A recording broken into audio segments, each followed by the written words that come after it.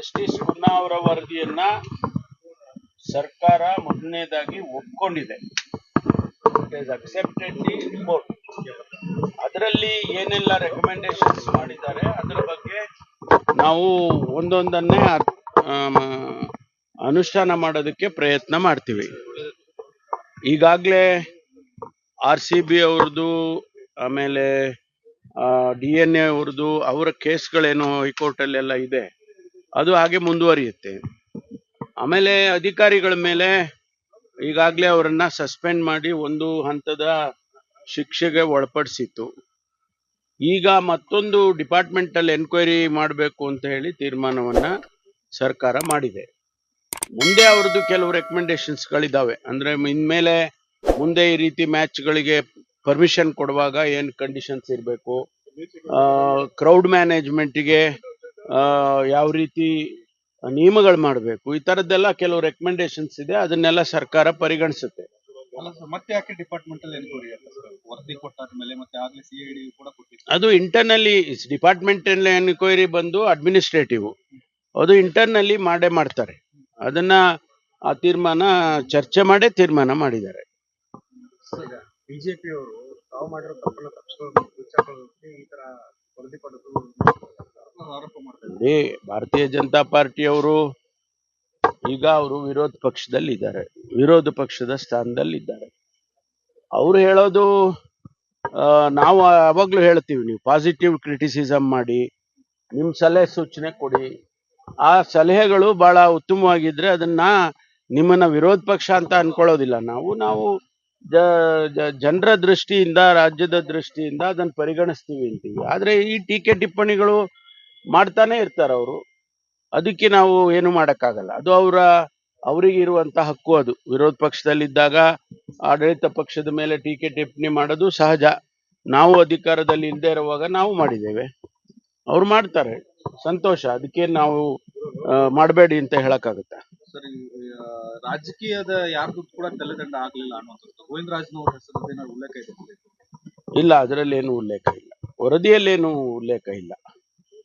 ವರದಿಯಲ್ಲಿ ಬರೀ ನಮ್ಮ ಈ DNA, RCB, KSCA, ಆಮೇಲೆ ಅಧಿಕಾರಿಗಳು, ಪೊಲೀಸ್ ಅಧಿಕಾರಿಗಳು, ಅಷ್ಟು ಜನರದ್ದು ಮಾತ್ರ ಇದೆ.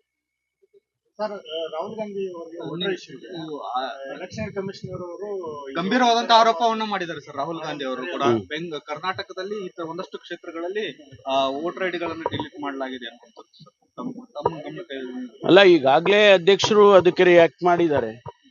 ಅಂತದ್ದು ನಡೆದಿದೆ ಅಂತೇಳಿ ಅವರು ಕೂಡ ಸಮರ್ಥನೆ ಮಾಡಿದ್ದಾರೆ. ರಾಹುಲ್ ಗಾಂಧಿ ಅವರು ನೇರವಾಗಿ ಹೇಳಿದ್ದಾರೆ, ಕರ್ನಾಟಕದಲ್ಲೂ ಕೂಡ, ಇಡೀ ದೇಶದಲ್ಲಿ ಆಗಿದೆ, ಕರ್ನಾಟಕದಲ್ಲೂ ಕೂಡ ಲೋಕಸಭಾ ಚುನಾವಣೆ ಸಂದರ್ಭದಲ್ಲಿ ಆ ರೀತಿ ಆಗಿದೆ ಅಂತ ಹೇಳಿದ್ದಾರೆ. ಅದನ್ನ ನಾನು ಬ್ಲ್ಯಾಕ್ ಅಂಡ್ ವೈಟ್ ಅಲ್ಲಿ ಕೂಡ ಪ್ರೂವ್ ಮಾಡ್ತೀನಿ ಅಂತಾನು ರಾಹುಲ್ ಗಾಂಧಿ ಅವರು ಹೇಳಿದ್ದಾರೆ. ಅದನ್ನ ಎಲೆಕ್ಷನ್ ಕಮಿಷನ್ಗೆ ತಿಳಿಸುವಾಗ ಕಾಯ್ದು ನೋಡೋಣ. ಪ್ರಾಸೆಸ್ ಅಲ್ವಾ, ಪ್ರಾಸೆಸ್ ನಲ್ಲಿ ಇರ್ತದೆ. ಸರ್, ಇನ್ನೊಂದು ಮಹದಾಯಿ ವಿಚಾರ ಸರ್, ಗಂಭೀರ ಸ್ವರೂಪ ಇದೆ ಸರ್. ಅವರು ಮತ್ತೆ ಉಚ್ಚಾರ ಮಾಡ್ತಾ ಇದ್ರೆ ಮಹದಾಯಿ ಯಾವುದೇ ಕಾರಣಕ್ಕೂ ಕಾಮಗಾರಿ ಆಗಿ ಕೊಡಲ್ಲ ಅಂತ ಪುನರುಚ್ಚಾರ ಮಾಡ್ತಾ ಇದ್ದಾರೆ. ಇಲ್ಲ ನೋಡಿ, 2022ರಲ್ಲೇ ಕೇಂದ್ರ ಸರ್ಕಾರ ಒಂದು ರೀತಿಯಲ್ಲಿ ಅನುಮತಿಯನ್ನ ಕೊಟ್ಟಿತ್ತು. ಆನಂತರ ಬೆಳವಣಿಗೆಗಳೆಲ್ಲ ಅದನ್ನ ಸ್ಟಾಪ್ ಮಾಡಿದ್ರು. ಆಮೇಲೆ ಅದು ಕೇಂದ್ರ ಸರ್ಕಾರಕ್ಕೆ ಹೋಯ್ತು. ಈ ರೀತಿ ಎಲ್ಲ ಬೆಳವಣಿಗೆಗಳಾಗಿ ಈಗ ಒಂದು ರೀತಿಯ ಸಂಘರ್ಷ ಪ್ರಾರಂಭ ಆಗಿದೆ ಗೋವಾಕ್ಕೂ ಕರ್ನಾಟಕಕ್ಕೂ. ನಮಗೇನಪ್ಪಾ ಅಂತ ಹೇಳಿದ್ರೆ, ಇದು ಕುಡಿಯುವ ನೀರಿನ ಯೋಜನೆ ಅಂತ ಹೇಳಿ, ಅದಕ್ಕೆ ಯಾವ ನಿರ್ಬಂಧಗಳು ಇರಬಾರ್ದು ಅಂತ ಕೇಂದ್ರ ಸರ್ಕಾರನೇ ಅನೇಕ ಸಂದರ್ಭದಲ್ಲಿ ಹೇಳಿದೆ. ಆ ರೀತಿ ನಡ್ಕೊಂಡು ಕೂಡ ಇದೆ. ಹಾಗಾಗಿ ಕುಡಿಯೋ ನೀರಿಗೆ ಇಂಥ ನಿರ್ಬಂಧಗಳೆಲ್ಲ ಬರಬಾರ್ದು ಅನ್ನೋದು ಅಷ್ಟೇ ನಮ್ದು. ಅದನ್ನ ಆದಷ್ಟು ಬೇಗ ಕೇಂದ್ರ ಸರ್ಕಾರ ಇಂಟರ್ವ್ಯೂನ್ ಆಗಿ ಬಗೆಹರಿಸಿಕೊಟ್ರೆ ಬಹಳ ಸಂತೋಷ. ಅದನ್ನೇ ನಾವು ಒತ್ತಾಯ ಮಾಡ್ತಾ ಇರೋದು ಕೇಂದ್ರ ಸರ್ಕಾರಕ್ಕೆ, ನೀವು ಬಗೆಹರಿಸ್ಕೊಡಿ ಇದನ್ನ ಅಂತ ಹೇಳಿ ನಾವು ಒತ್ತಾಯ ಮಾಡ್ತಾ ಇದ್ದೀವಿ. ಅದೇ ಪ್ರಕಾರ ಮೇಕೆದಾಟು ಬೆಂಗಳೂರು ಪಟ್ಟಣಕ್ಕೆ ಕುಡಿಯೋ ನೀರಿನ ಯೋಜನೆ, ಅದು ನಾವು ಅದರಲ್ಲಿ ಯಾವುದೇ ಇರಿಗೇಷನ್ ಪ್ರಾಜೆಕ್ಟ್ ಅಂತ ನಾವು ಅಂದ್ಕೊಂಡಿಲ್ಲ, ಮಾಡೋದು ಇಲ್ಲ. ಅದು ಬೆಂಗಳೂರಿಗೆ 42 TMC ನೀರು ಸಿಕ್ಕುತ್ತೆ ಅಲ್ಲಿ ಮೇಕೆದಾಟನ್ನ ಪ್ರಾಜೆಕ್ಟ್ ಅನ್ನ ಕಟ್ಟಿದ್ರೆ ಅಂತ ಹೇಳುವಂಥದ್ದು ನಮ್ಮ ಪ್ರಸ್ತಾವನೆ ಇರೋದು. ಅದಕ್ಕೂ ಕೂಡ ಕೇಂದ್ರ ಸರ್ಕಾರ ಅನುಮತಿ ಕೊಡ್ಬೇಕು. ಸರ್ವ ಪಕ್ಷಗಳ ಸಭೆಯನ್ನು ಇದು ಮುಖ್ಯಮಂತ್ರಿಗಳು ಆಮೇಲೆ ನೀರಾವರಿ ಸಚಿವರು ತೀರ್ಮಾನ ಮಾಡ್ತಾರೆ ಅದನ್ನ. ಲೇಟೆಸ್ಟ್ ಹಾಗೂ ಇಂಟ್ರೆಸ್ಟಿಂಗ್ ಸುದ್ದಿಗಳಿಗಾಗಿ ಬಾಸ್ ಟಿವಿ ಕನ್ನಡ ಚಾನೆಲ್ನ ಸಬ್ಸ್ಕ್ರೈಬ್ ಮಾಡಿ. ಹಾಗೆಯೇ ಬೆಲ್ ಐಕಾನ್ ಪ್ರೆಸ್ ಮಾಡಿ. ಇದರ ಜೊತೆಗೆ ಫೇಸ್ಬುಕ್, ಇನ್ಸ್ಟಾಗ್ರಾಮ್, ಎಕ್ಸ್ನಲ್ಲೂ ಮಿಸ್ ಮಾಡದೆ ಫಾಲೋ ಮಾಡಿ.